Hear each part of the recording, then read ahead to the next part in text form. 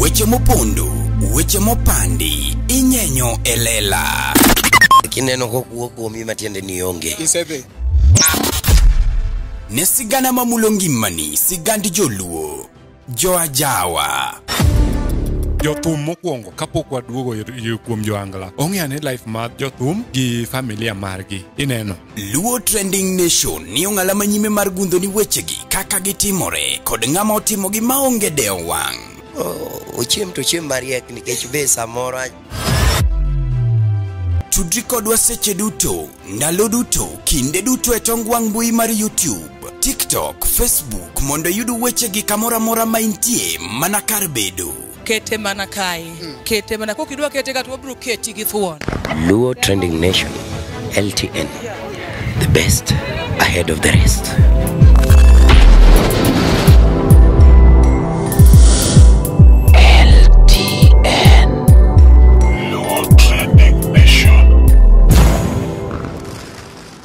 Yes, nyakora mogi machiegni kendo mapodi luongo ni LTN Luo Trending Nation kuma mopande nyenyo lela kawuono ni endi wachakwa biro ka kawuono an gi the CEO of this studio iluongo ni Awilo Nyakwaronanda. Bende wadwono wuoye kode matin okonwa ni to chalo nade jani makuro chako kani endi nikech kaka wawachoga pile pile ni wan kaka joluo oningo beni wamakore kanyakla mondo mi bende wa promote jogewa kiyudo ka ng'ato timo gimoro maber mochako to ningo bedni wa support. Wan kaka team LTN wachungi okang' manyime mar neno ni ng'ata omi opportunity in this society. Kendo kumano wamedo kuai ni ing'ama ni umoja galura mare kata Nairobi as a whole wan kaendi gi Awilo Nyakwaronanda mabende nigi Dhahabu Studio. O Malkia. Sorry sana. Angene samoro ng'ato nigi Dhahabu Studio wachono mari tumaya go. Mailungo ne Malkia Studio. Kiswahili maja chandaga matin Nyakaramogi. Meanwhile an podi luonga no mari nasho mari chieno jamano mbele chiene mineno mbele miyoko. Nyala wachono mari dhako ngudi nigi chake kore kubni ariyo to podi chwako sitirungi. Bikona nyaka watieki kige maber ni poke subscribe ne Luo Trending Nation to itimo marach nikech in kore jaluo mok dwa ne joluo wetene odhi mbele. Iwinjo joluo te ose subscribe. Ng'ama poko subscribe jajuok. Iwinjo jajuok. Kasto ne upcoming artist, thank you so much by the way. You people, you've been promoting Luo Trending Nation. Omari Nash, Luo Trending Nation, LTN. Thank you so much. Na neno kachecha endo ka wan kachecha gi Prince, ilongo de Prince, Prince Max, yes, Prince Max, benege thume kanyo manyien, unyalo dhi YouTube mondo mi usubscribe, en thum mogo, Engineer Okona, en thum mabende ogol ka kumakura bede ni indi. Wado winjo mathoth kotendore gi producer maka, this is the Wood Phoebe to be. LTN Luo Trending Nation.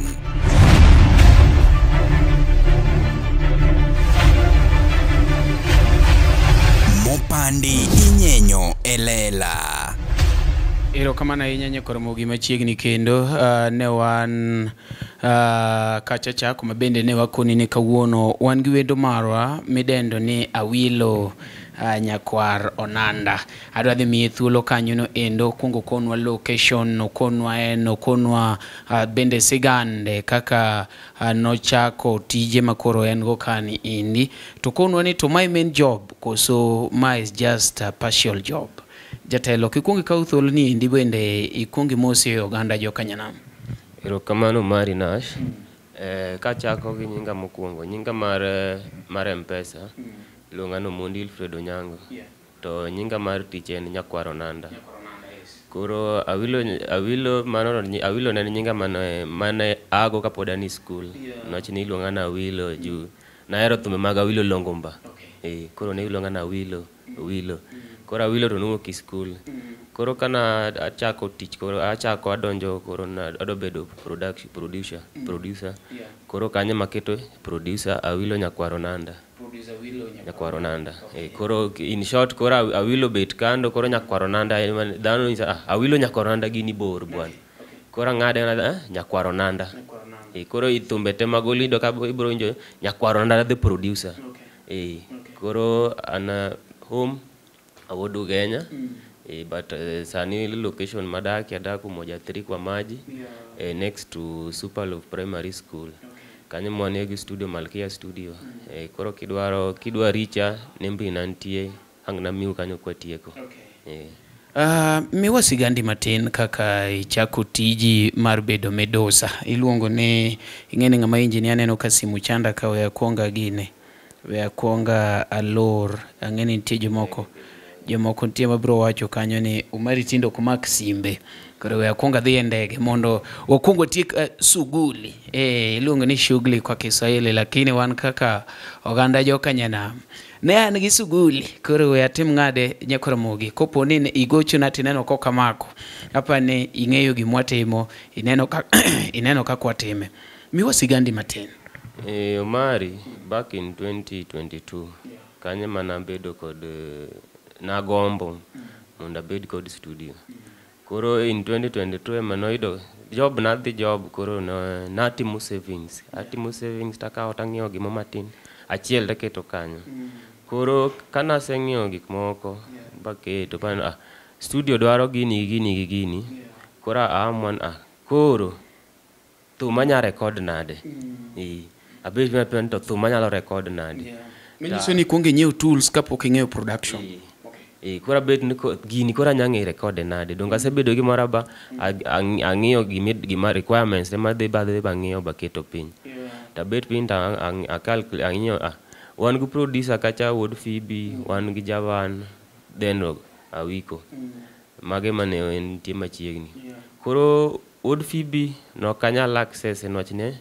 ido kan ne busy Javan nagombo na tigi Javan but Javan ne mabor diero ne Kisumu taacho na angna manya Awiko tamanya Awiko tanyiso ni bwana an gi knowledge Awiko Jakabunde anyise ni bwana an gi knowledge ma agombo ni mondo ang'e production penja ni ing'e software mane to ananyise na ing'eyo FL Studio to nyisa ni Wangla kwati kode FL Wangla watiyo kod Cubase koro emonyisa ni bwana Cubase ki record go to nyisa ki iloso beat nyisa na jawi go kama beat kiki go kama buli go kama koro ka Awiko no nyisa gigi Awiko nyisa gigi ndala dek nachanya paro first day kana dhi to onyisa na dhi computer to install software then second day onyisa ni waloso beat kama then third day msani record kama koro kanye mane wawego class then adwa nyise an ng'ama osomo mong'e gimatimo achon gigi tinde ni YouTube koro adwa ng'e ka mixing itimo nang'o mastering itimo nang'o niwach an gima nadwaro ng'e ni Ohangla beat ne go nade tajacha igoye ga nade computer kae niwach macha to wanene ga na live iyuke kama onge go kama but koro i computer koro mane yo na manya Awiko Jakabunde okay samoro jomoko nyalo paro ni chuda ahinya ere kaka ne yudo chudo kaende ka Awiko sama bende no olero ni gigi Awiko no konya mano ko wacho ni dhikel na dhia okanyal riambo ni Awiko no konya okay Awiko Jakabunde we akwonga kawo thuolo ni ende aketo gudu kama mondo ji onena Awiko Jakabunde thank you so much for such heart sanege tin Kenya kapa mani wadong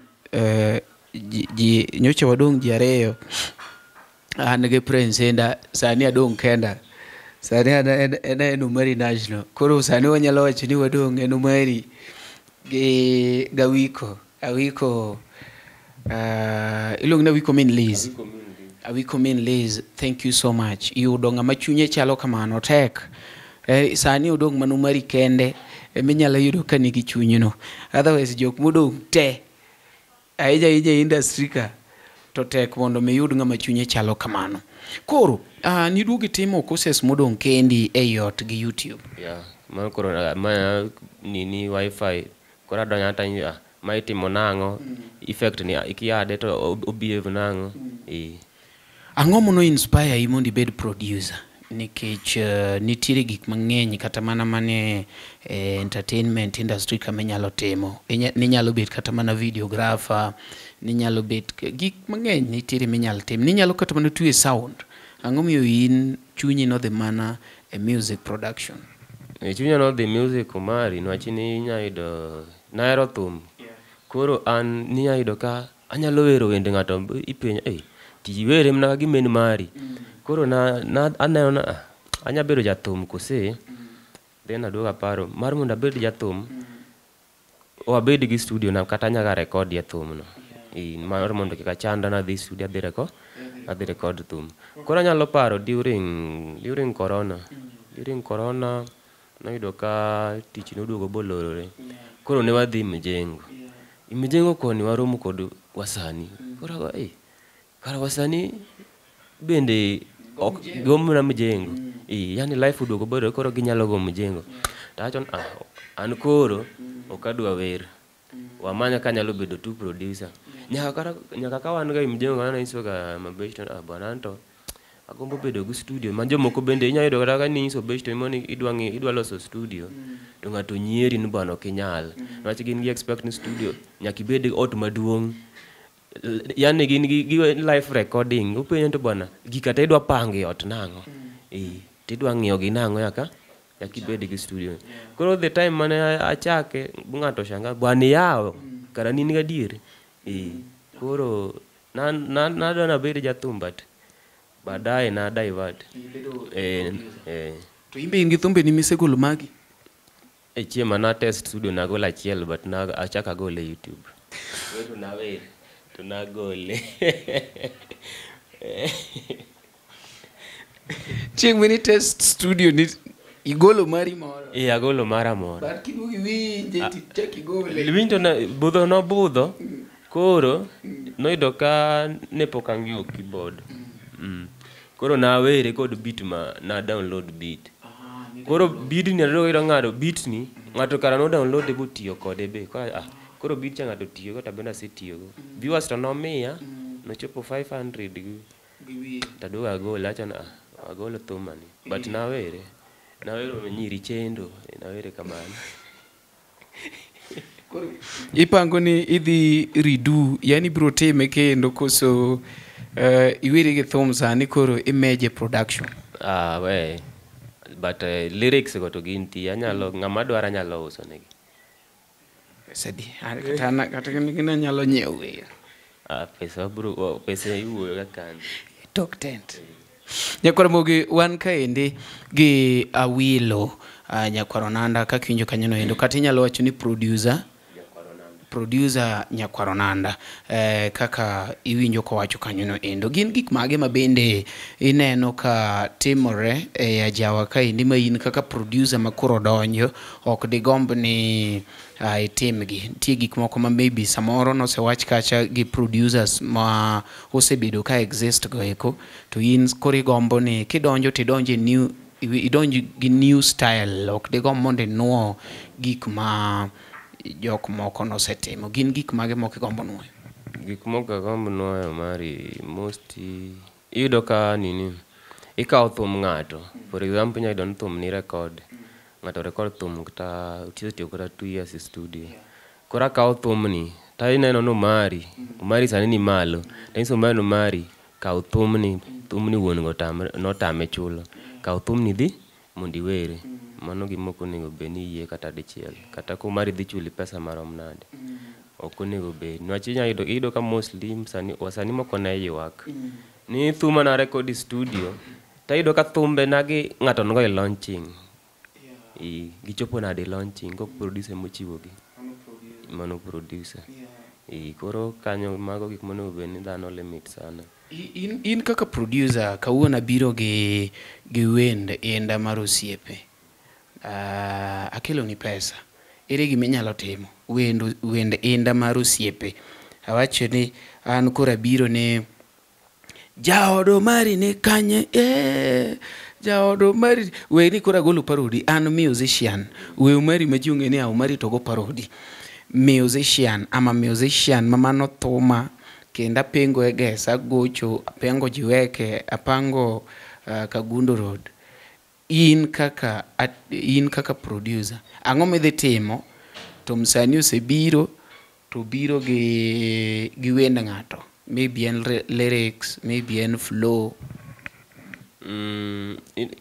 most cases yudo kaka thu ing'eno mari wachen koro mari en jathum mong'ere mari nogo thumbo hit mano thum onego iallow mondo o record thumno lakini inyayudo ka Omari en jathum wakia kata thumeno kuna winjo mano kinyal mistake producer no record thum ng'ato nwach pok ne wawinje maybe wadhi YouTube kacha wadhi wayudo thumni adier entie lakini inise record bowuok idwa timo nang'o manyiso ni idhi iwinjo thumno ka ng'ani be osegolo mare ni already ng'acha kosegolo mare to nwawinjo ko Omari nowero siepe inda nosewero siepe inda nika Omari obiro ando wero siepe inda mano to koro gimoko ne benwa yie kata dichiel unless ok nwawinjo thumno totally makata gigo tinikiane kata obiro ja keyboard ne nogo gino inikiane gino nosego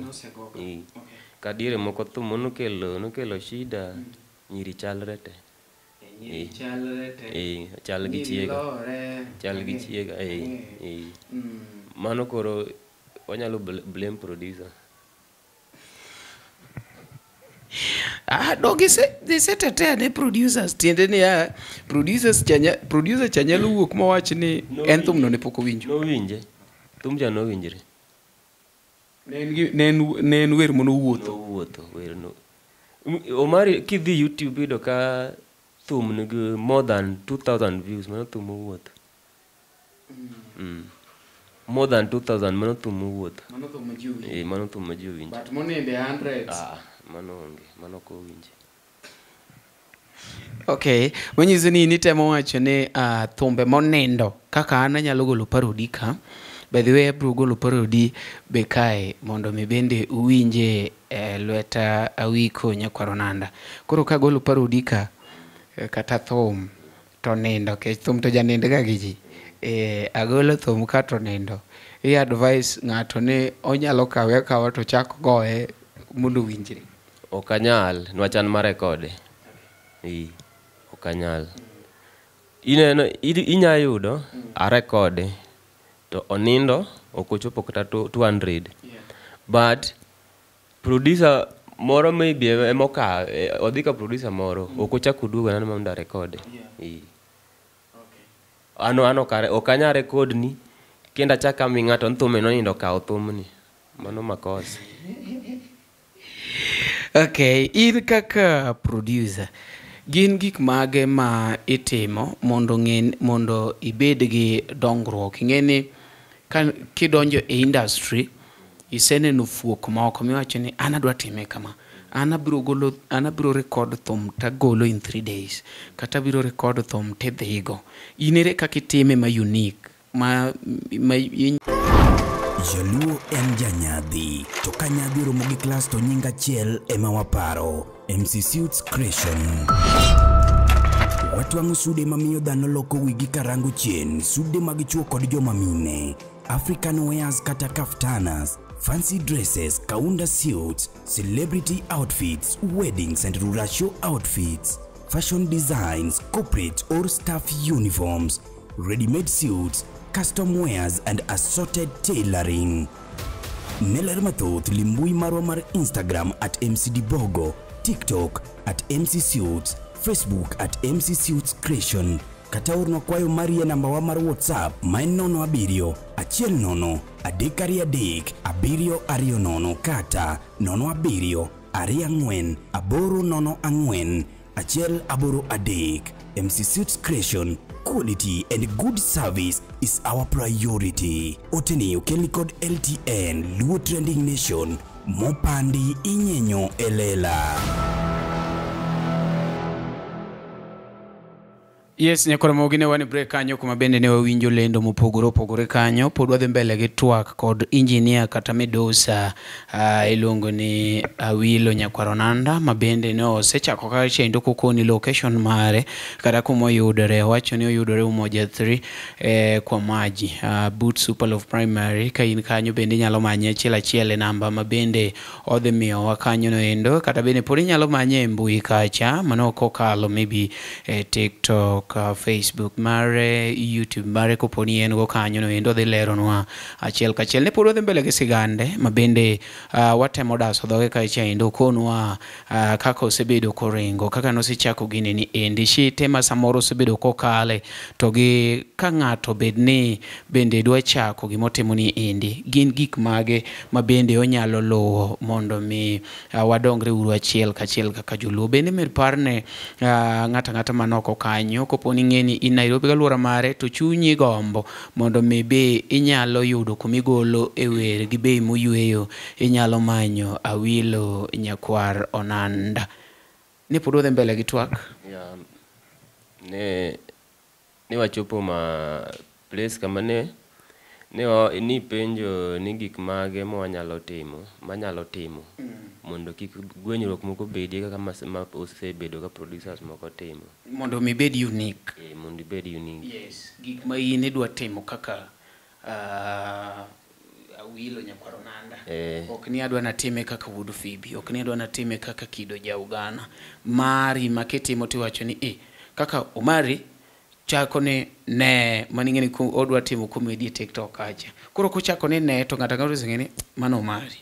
Kido Jaugana golo thum tiwinjo ni ikele to kare gine be koro kata ko wacho ni Kido Jaugana to kisiwinjo inje ni ikele to wacho ni Kido emo golo thum no. Koro in an koro Kido wacho ni kele donge. Koro an slogan mara obiro ni game changer. Matiende ne Game changer. Yani atemo mondo adonji katikati mar ingeni sani yudo ka mostly producer mabiro nyaka ibed gi challenge mondo us brand mari tek. Nachi brand jok kiwuok Wood Phoebe already osemi brand. Koro yudo ka producer madwa nobi dhano believe ni nyaka iwuok Wood Phoebe mondo aka ginyalo trust. To imbi tambua Wood Phoebe. Wood Phoebe atambua. Ma ka wang'iyo producers tinyalo wacho ni Wood Phoebe to pod pek ni. Wood Phoebe to pek. Wood Phoebe yani Wood Phoebe koro ok onyal pime gi producers. Ene league mare kende. No single production. Ok onyal pime gi producers mag wanga. Nango. Wood Phoebe yani no kwani Wood Phoebe ogolo romba. Hapana. Yani compare wanyalo kata ka duoki football. Messi gi Cristiano gin kar gi kendgi. Ok nyal compare. Mbappe ndio ber lakini ok nyal compare Mbappe gi Messi gi Cristiano. Gik ma Messi gi Cristiano timo jogo poko timo. Koro gima Wood Phoebe osetimo jogo poko timo. Nango mosetimo. Wood Phoebe go lead songs marom nade Kenya mzima kada no winjo anga.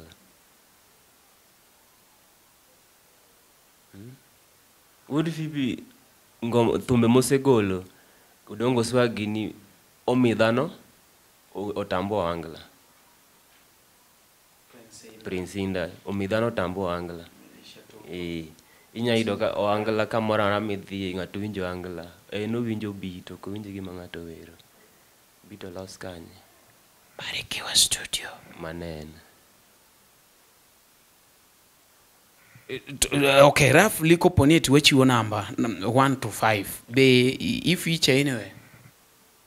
Wawachi ni Luo Ohangla producers 1 to 5. Do you feature anywhere? An koka biro. Yonge. Koka biro. Koro podo konya reti. Pod koka biro. To ere kaka client dwa trust ma obiogolo wer. Ka gisewinjo sample korang nigi trust. Ji ok dwa kuma gadhi. Omiyo na nyisi ni ng'amuo ka Wood Phoebe already en gi brand.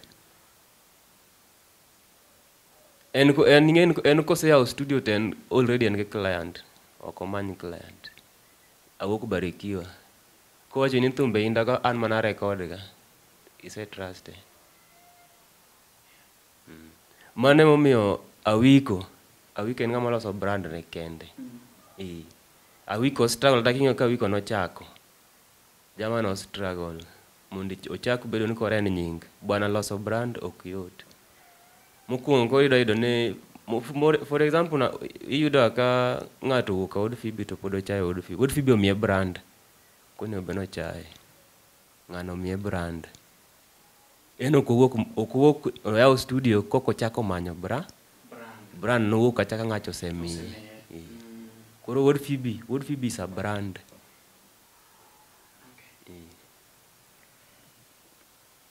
Koro ere kaka in bende idwa luwo mibed brand? Koro bidi mara dong' anyisi na Awiko keto bidi brand ne sani neno en bidi to kaka treat clients. Itimo gigi kendi koso i-employ jomoko ma maybe konyi e mixing achiel ariyo, maybe inyalo timo ni recording nikech kidhi e studios moko ibiro yudo ka kata mana ka wuod Phoebe samoro idwa no tim ni production tikoni ni ng'ane ero record na ng'ano samoro en ang'o timo mana mixing kende samoro gima chalo kamano no samoro en ang'o luma waya moro in itime kendi in person koso nitie kaka jomoko konyru achiel ariyo? Sani pod atime kenda nwache pod tich ok ng'eny nwache sani iyudo mostly atime ka part time chieng' maonge job atime achinyiso client bich sama kama mondo wago gini kiny ani job. Manyiso ni production pod itimo kaka part time job but in gi tiji. Koro ere kaka manage between your job to gi production?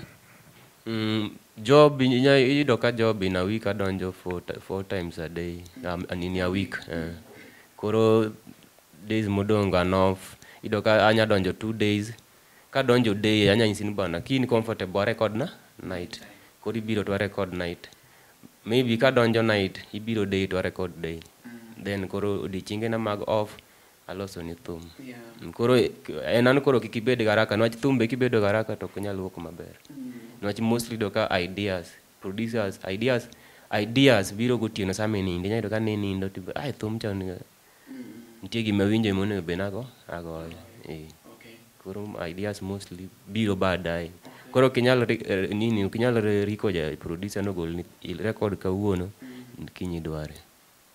Ng'ato biro gi japiande koso ng'ama onge piano be nyalo konye waya? Ng'ato mostly joma gihero biro gi jopiano. Ere ma in prefer?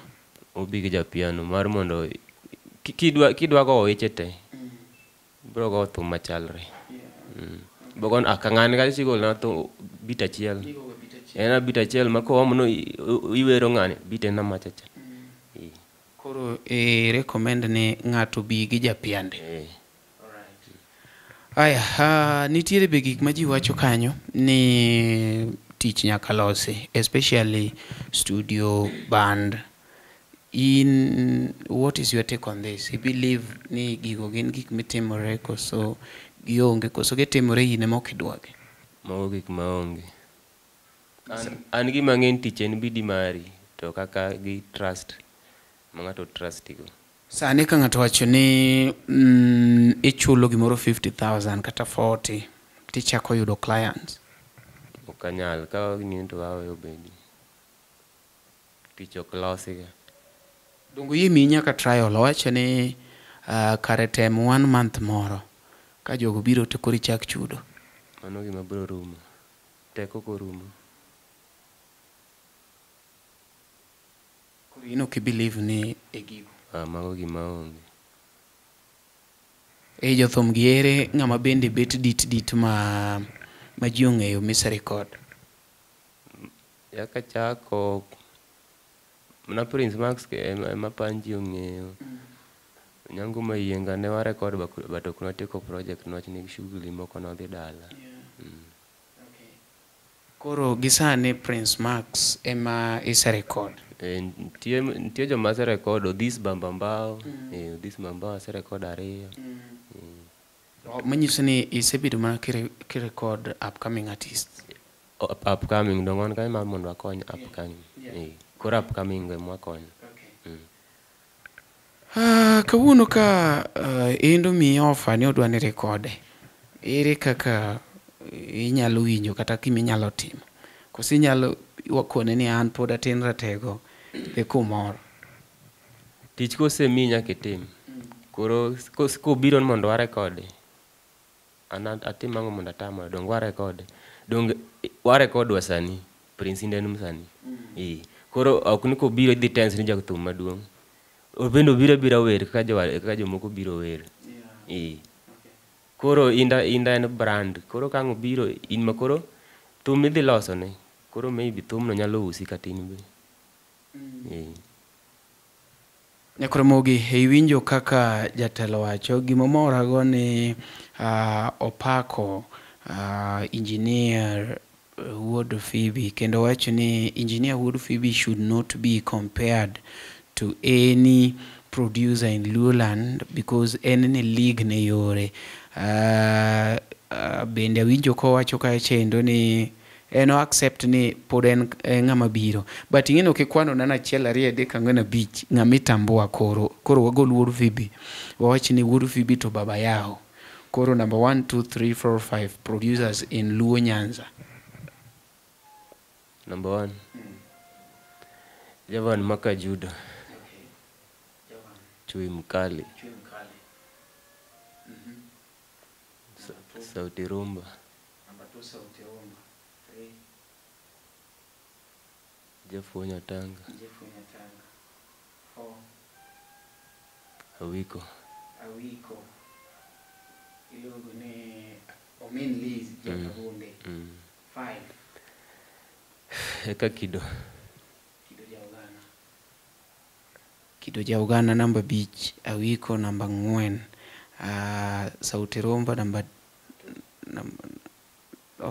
Jeff namba 3, Sauti Rumba namba 2, kasto Javan Makajudo namba 1.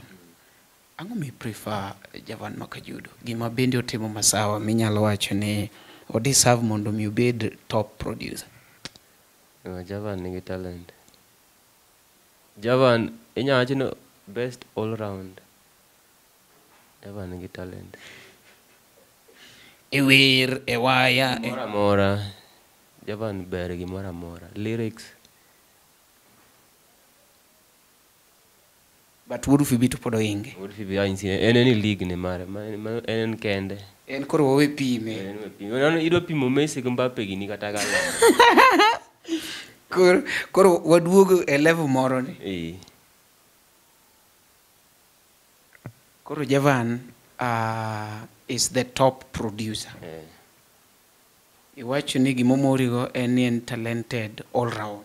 Come on. But iwacho ni en arrogant. Arrogant mano to ineno ng'ata nyalo bedo arrogant. Luwore kaka i handle ng'ato.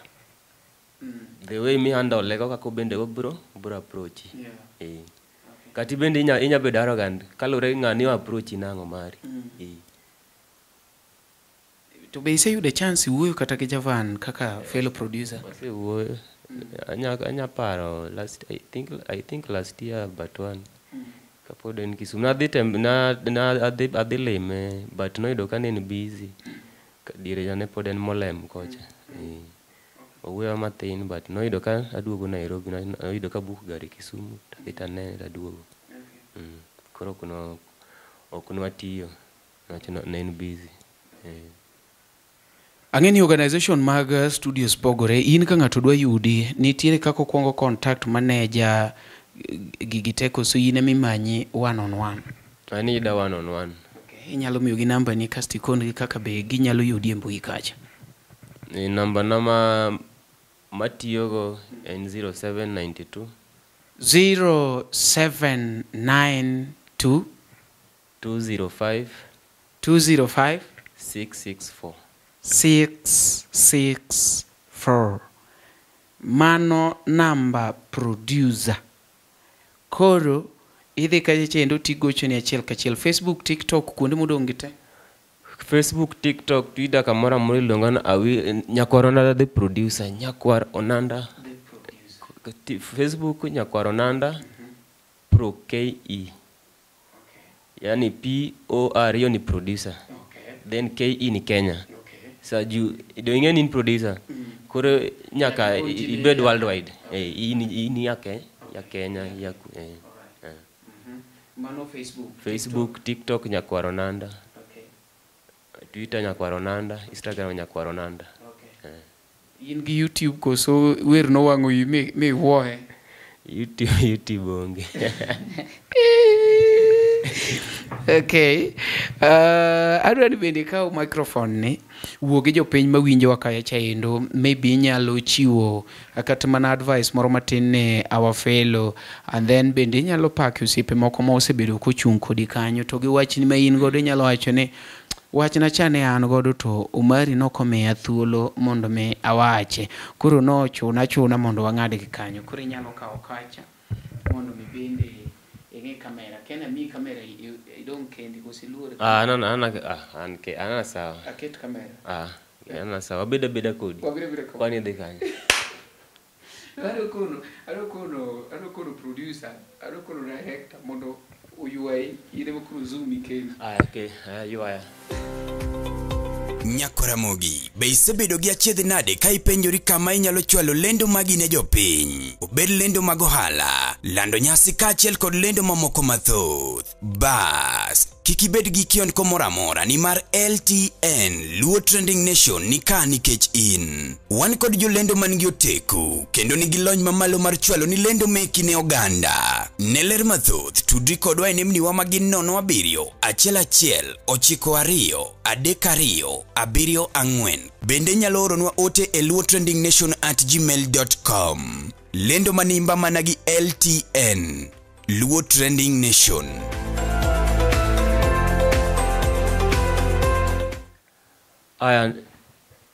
Ni upcoming tetema magombo record thum. Sani Malkia Studio wan kod offer madhi chako Mei dwe mar 5 tarik 1. Offer wa record 2 songs at 5,000. Koro inyalo book igochona namba masechiwo kanyo no. Tiyuda to watiyo kigombo tiyo kod Nyakwar Onanda Malkia Studio. In gochna wabro tiyo. Offer nitie kendo sani registration dhi mbele. Kigombo mondo wati to nyalo tiyo kodi. Ni upcoming. Iyudo ka upcoming gombo mondo konye i-record ne thum. But iyudo ka moko ok gin serious. Moro nitie machiemo ne manyo kaka inyalo konye. Ba gocho ne bang'e ni bwana. BE Studio an mana umoja thirikar. Jama no inza neno umoja tu. Jama no lal na nyaka sani. Tan an ready mar konye. Koro kian no ojok. Wacha no inza neno gi thum. Koro upcoming. Ka winjo ni ng'ato dwa konyi bed serious mondo ng'ato konyi.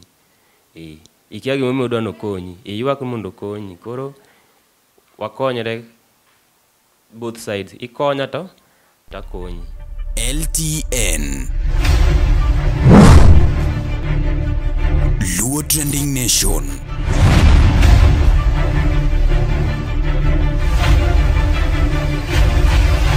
Mopandi inyenyo elela.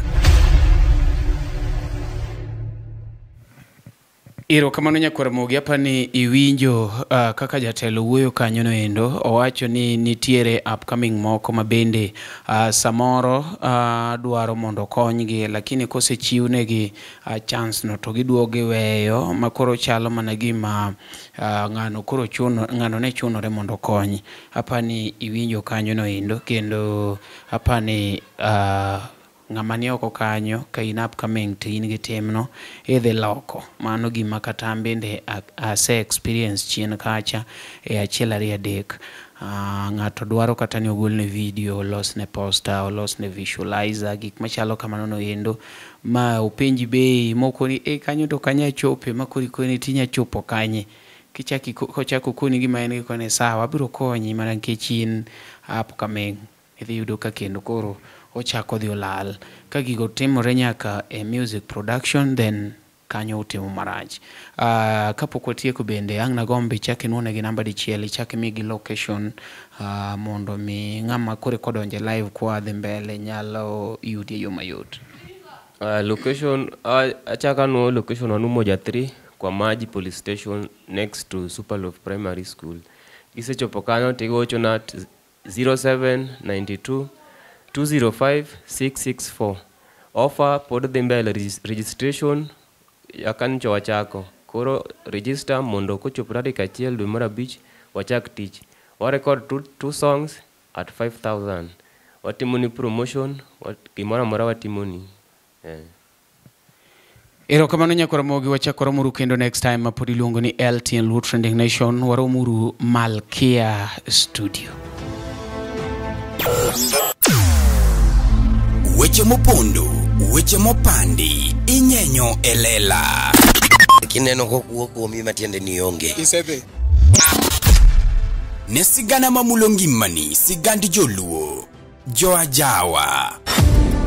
Jothum mokwongo kapok waduogo kuom joangla. Ong'eane life mar jothum gi familia margi. Ineno. Luo Trending Nation ni ong'ala manyime mar gundo ni wechegi kaka gitimore kod ng'ama otimo gi maonge deo wang'. Ochiem to chiem mariek nikech be samoro. Tudri kodwa seche duto, ndalo duto, kinde duto e tong wang' mbui mar YouTube, TikTok, Facebook mondo yudu wechegi kamora mora maintie mana kar bedo. Kete mana kae. Kete mana kokidwa kete ka to bro keti gi thuon. Luo Trending Nation, LTN, the best ahead of the rest.